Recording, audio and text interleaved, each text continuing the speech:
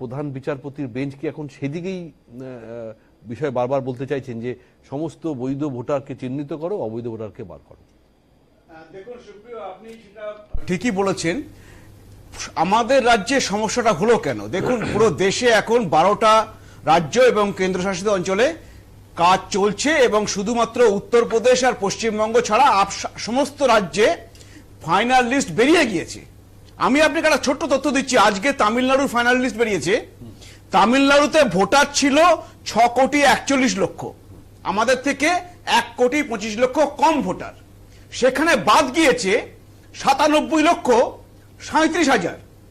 আপনি কিছু শুনতে পাচ্ছেন? সেখানে তো সরকারে আছে ডিএমকে, সেখানে বিজেপি সরকার নেই। ডিএমকে একটা বিরোধী দলের সরকার রয়েছে, সেখানে কিছু শুনতে পাচ্ছেন, কিছু দেখাতে পাচ্ছেন? তাহলে আমাদের রাজ্যে আজকে এই অবস্থা হলো কেন? এটা একটাই কারণ যে আমাদের রাজ্যে যে সরকার আছে তৃণমূল, তারা অযোগ্যদের ভোটার লিস্টে রাখতে চায়।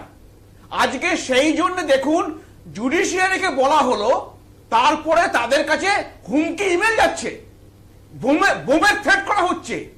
তার মানে দেখুন যে এই সরকারটি তৃণমূল সরকার। আপনি বলছেন কোথাও একটা কোইন্সিডেন্স আছে যে আজকেই কেন এই ধরনের হুমকি মেল, এবং বিভিন্ন কোর্টে এবং আজকে থেকে এসআইআর কাজ শুরু হয়েছে। হ্যাঁ, বিভিন্ন কোর্টে, মানে জেলার 4টি জায়গায়। হ্যাঁ, সেই বলছি, দুর্গাপুর, আসানসোল, হুগলি, মুর্শিদাবাদ এবং কলকাতা ব্যাংশাল।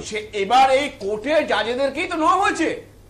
এবার দেখুন, যদি এই সরকার এই রাজ্যে জামাতি, জঙ্গি, বাংলাদেশিদের লালন পালন করেছে।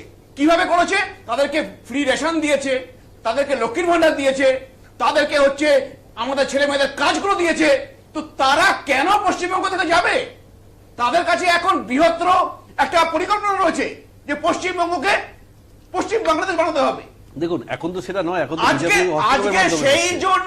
আজকে সেই জন্য তারা পশ্চিমবঙ্গ ছেড়ে যেতে চায় না বলে তারা মরণ কামড় দিয়ে রয়েছে কোনোভাবে এসআইআর থেকে। তার মধ্যে আমরা একটা জিনিস বলুন, এখনো পর্যন্ত মনে করা হচ্ছে 50 থেকে 60 লক্ষ এখনো লজিক্যাল ডিসক্রিপেন্সি স্ক্রুটিনি বাকি আছে। তো এই প্রসিডিওর মধ্যে গেলে আপনার কি মনে হয় যে কথা আপনাদের দলের থেকে বারবার বলা হয় যে 1 কোটির উপর নাম বাদ যেতে পারে, এবং ইতিমধ্যে আমরা জানি 58 লক্ষ বাদ গেছে এবং আরো 12 লক্ষ নাম অলরেডি সিলেক্টেড, অর্থাৎ 70 লক্ষ হয়ে গেছে। সুপ্রিয়, এটার জন্য আপনাকে বেশি বুদ্ধি খরচ করতে হবে না। আমি একটা এক্সাম্পল দিচ্ছি। দেখুন, যে 30 লক্ষ রিভেরিফিকেশনের জন্য পাঠানো হয়েছিল ইআরও কে, আজকে সুপ্রিম কোর্টকে জুডিশিয়ারিকে বলতে হলো কেন? 30 লক্ষ পাঠানো হয়েছিল রিভেরিফিকেশনের জন্য।